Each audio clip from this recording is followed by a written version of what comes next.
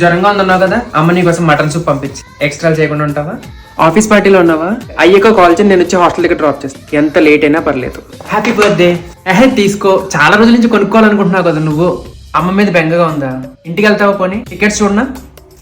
Bag ఇలా ఇచ్చి నేను పట్టుకుంటాను. ట్రిప్ ఎలా జరిగింది? అమ్మ వాళ్ళందరూ బాగున్నారా? Did you miss me? లేదా? నీకు మ్యాచెస్ చూస్తున్నారా?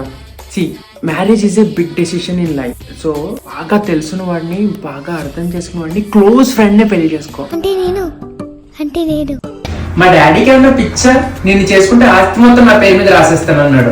నిన్ను అంటే నీలాంటి మంచి అమ్మాయిని. Thank you so much. నాకు రెడ్ సూట్ అవుతుందా నీకెలా తెలుసు? వాట్, యూ గెటింగ్ ఎంగేజ్డా? ఎవరు? ఆఫీస్ లో కలిగి 3 years నుంచి తెలుసా? ఆ కుఫ్లీగడ్ ఆడే దొరికాడు నీకు. తెలిసిన వాళ్ళు చేసుకోమని నేనే చెప్పాను కాబట్టి వాడి. You guys are made for each other. Best friend కాబట్టి ఫస్ట్ కార్డ్ నాకేస్తున్నావా?